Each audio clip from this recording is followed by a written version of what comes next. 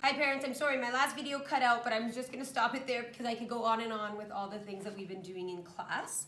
But now I want to move into videos that will help explain a few things that we're going to be doing going forward. So one of the activities here I'm going to talk about is called 4 stars. Now you know that after Christmas, every day the students journaled with me. The expectation was that they came into class, got their shoes on, sat down, and then they wrote out their journal message that I had on the smartboard. So this won't be, actually, you know what? We won't even use that one for now, parents. We'll use the one in this book. So this message, for example, on March 6th, just because this is a page that I want to talk about the 4 stars and what we're doing, it said, good afternoon, today is Friday and we have art.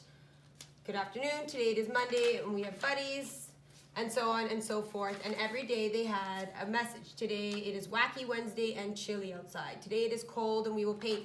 Every day they have a new message they have to write. And I am very particular about the message and the words that I put in because I use sight words because I want the students to start memorizing their sight words. But every day it's a greeting, the date, and then a sentence of something we're going to do that day or the weather outside or an activity we have planned. Now, what I do though is I do an activity once a week called 4 stars, and I had just begun this with this group of students. And what I do is together the students created criteria with me, and I think it's been taken down. I'm not sure. Sorry, we had my wonderful group cleaning with me, so I think they may have taken it down and thrown it away, which is okay. Okay, yeah, I don't see it here. But the kids created their own criteria of what is important, what counts, and what matters when we do our journal and when we write in general.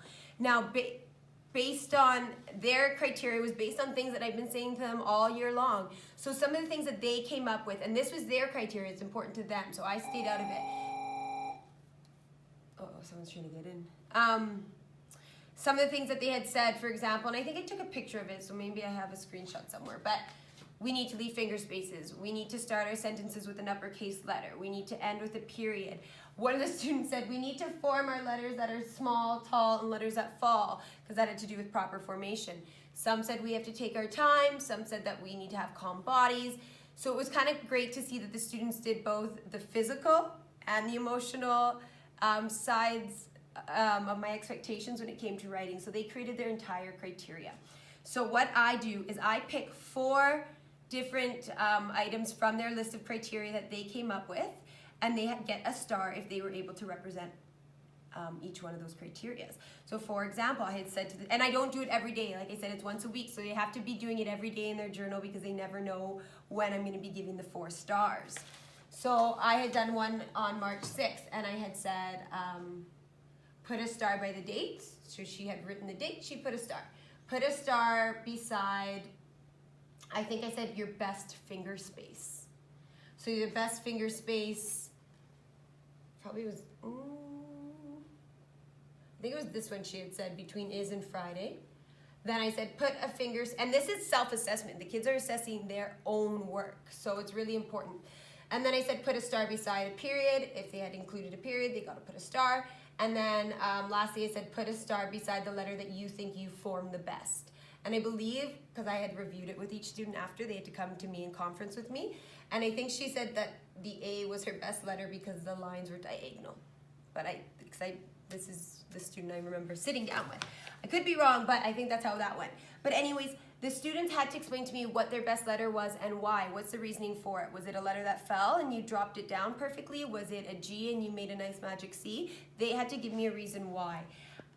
Now, parents, my students in my class will always have the opportunity to earn their stars. Let's say that they forgot to put a period in their journal message, no problem. As soon as they added the period, they got to put their star.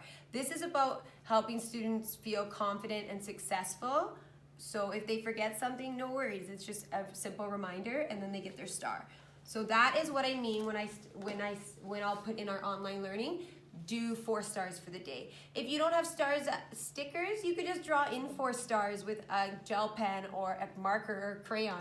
Or they don't even have to be stars, just any stickers you had at home, stamps, it could be anything you'd like. So that is what I mean when I say 4 stars on our morning message.